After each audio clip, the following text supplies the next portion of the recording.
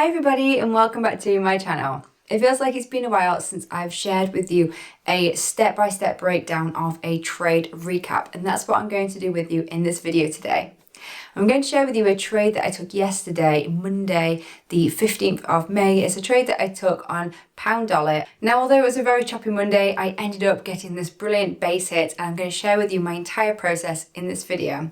This trade I took in my live trading account. If you've been following my channel, you'll know that I have recently been trading with the prop firm, the 5%ers. Now, I've actually been taking a break from them for a few weeks, and I am going on holiday soon, so I'm planning when I return back off holiday of starting another challenge with the 5%ers. I'm thinking about doing the high stakes challenge. If you're not sure what a prop firm is, I have created a separate video, so make sure you check that out. But it's basically where you can trade with a company and you take a split of any profits that are made on that account. It's a great way to be able to trade using a larger account if you struggle with lack of capital as a trader, which a lot of us pretty much do. And the exciting thing is that the 5%ers have recently revamped their products, so they have introduced a lot more program options and some better features for the trader. In fact, I'm thinking of creating a video soon which is going to compare their instant funding account with their high stakes account. If you're interested in that, let me know in the comments below and make sure you subscribe so you don't miss the video. But if you want some information on the 5%ers themselves, I have got some links in the description below. Meanwhile, if you're new to my channel, welcome. My name is Emily and I share my journey as I grow and develop as a trader. I originally started trading the US stock market about 5 years ago now, and then I switched to trading Forex, which is where I have developed my current trading strategy. It's a day trading strategy, trading just one market and one process. And I like to share that with you along with any other tips and tricks that I learn along the way. If you like the sound of that, make sure you are subscribed below and let's jump onto the computer. I'm going to share with you a step-by-step breakdown of the trade that I took on pound dollar. So this is a day trading, borderlining scalping trade, and I'm going to share with you the technical analysis, the tools that I use, the thinking process, everything. Let's go.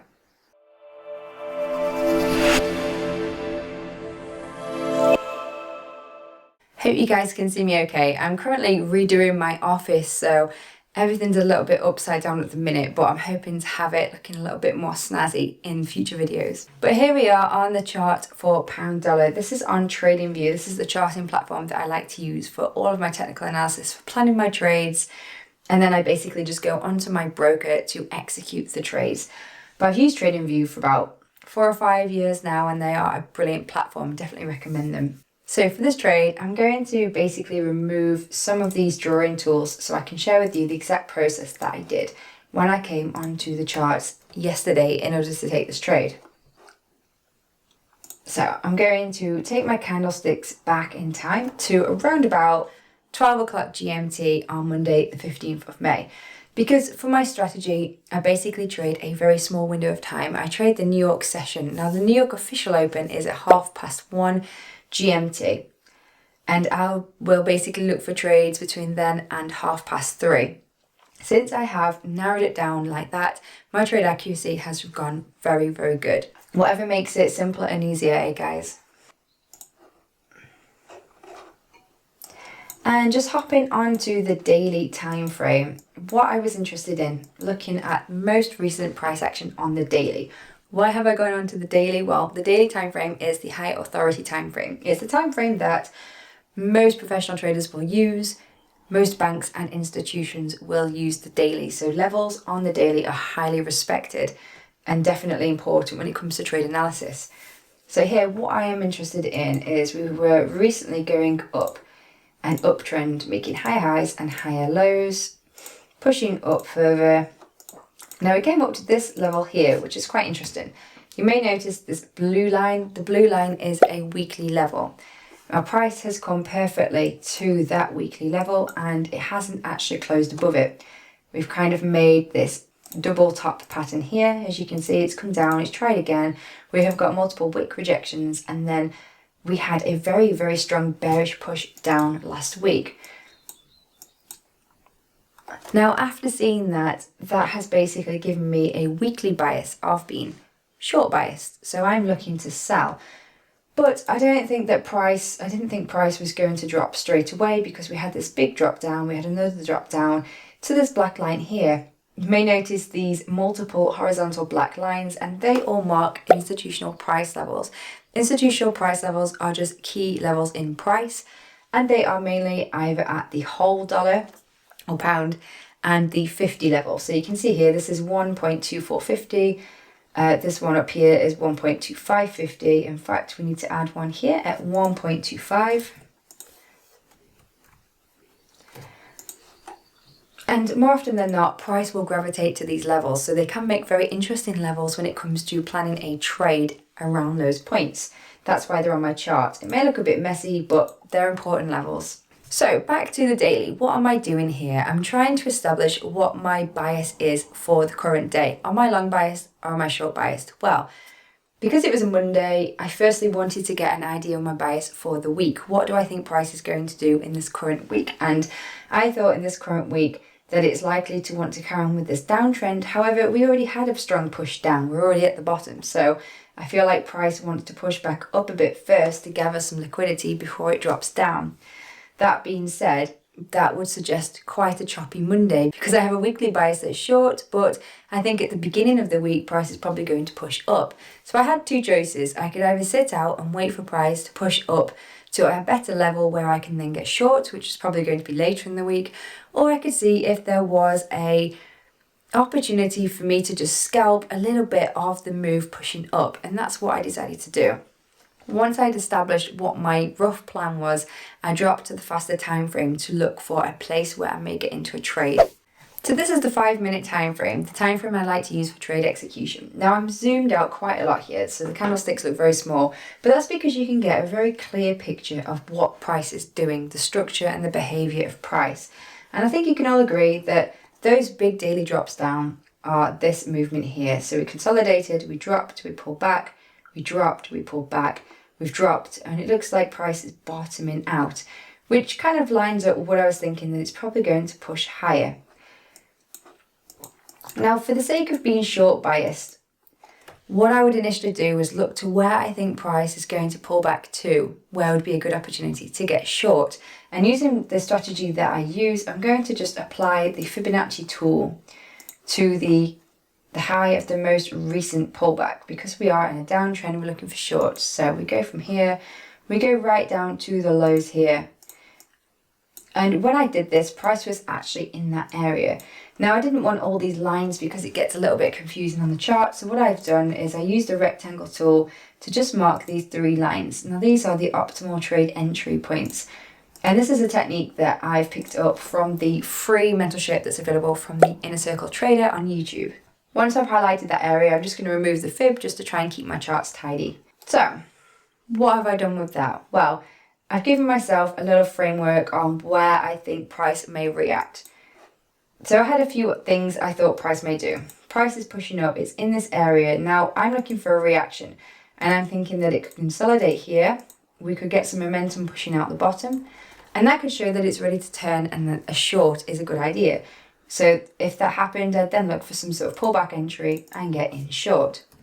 On the other hand, I did believe that price was already pushing up quite strongly on the daily, and if that momentum was enough to keep it going, it's likely to going to carry on pushing up. So in that instance, we may get some consolidation and it might poke out the other end of this level. And then I could look for a little pullback scalp entry to go long, targeting the highs up here. Because it wasn't clear yet, I needed some momentum, I needed some volume to show me what it was going to do. I didn't want to just get into a trade too soon and take a loss, so I waited until that half one open. So 1 o'clock opened. We had this large bullish candle pushing up, but we didn't close above the optimal trade entry. We were still in this area of consolidation. And I thought it's probably going to take some time, so I actually didn't look back at my charts for another hour here. I was chilling outside in the sun with my little boy. He was enjoying playing some games with the dog, and quite honestly, trading wasn't high up in my mind at that point in time. I just had my phone on me, I had the drawing, the analysis that I'd already carried out on the laptop, and I was keeping an eye on it, but I had an hour where I didn't even look at the charts. At 3 o'clock, my little one went down for a nap, and I thought, let's see if there's a potential trade, and this is what I saw when I went back onto the charts. So we were still in this area here, but what I was interested in is that if we mark some very simple price structure, we have a high here and a low. We moved up higher and we made a new higher low, and we moved up higher, which validated this higher low. Well, this higher low got broken here, so ordinarily that could be an indication to look for a short. However, after breaking below there, price rallied up and it actually broke above the previous high, which showed that the buyers weren't ready to give control over just yet. When I saw that, and the fact that the daily at that current moment in time was already up 0.6% on the day, I felt like it had too much momentum to push up. I knew that it needed to push up. It's like there is liquidity up here, a magnet drawing price to it. So I was trusting that overall idea. And so I decided to set an order for a buy down here. Now, don't get me wrong, it felt a little bit uncomfortable because we had this big bearish drop, but that was okay.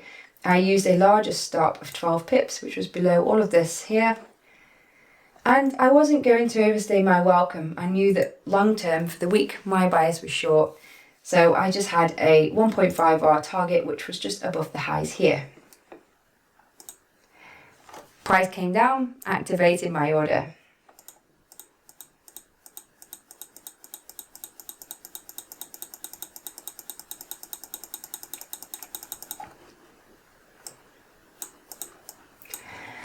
And as you can see, it kind of consolidated a little bit in between drawdown and the green. It made this double bottom pattern here. And then it just carried on pushing up in line with the overall uptrend that it had for that current day. If I zoom out, this is a very clear uptrend. And that was my trade. So it was a really nice simple base hit. It was, for me, a better way of trading a more choppy, uncertain day, which is to just relax into it. Don't push it, don't try and force it, and don't get in too soon. They're all things I've done so many times in the past and how I've taken losers. And I think that experience is just starting to really help to shape my trading, because past me would have definitely have gotten in short here and would have taken a loss up here and would have just thrown in the towel. But it's nice to get to a point with trading where I'm finally like learning from those mistakes, able to recognize the little signs and indications of what price is doing, not what I think it should do, and just able to follow that flow and profit from it. So I hope that you've enjoyed this video. I hope that you've taken something away from it, that you have learned something or it's helped to confirm something for yourself. If it has, do let me know in the comments below. It's always brilliant to hear from you. Meanwhile, if you've enjoyed this video, please do let me know by hitting that like button. Make sure you subscribe to the channel below, and I'll catch you in my next video. Thank you for watching. Bye.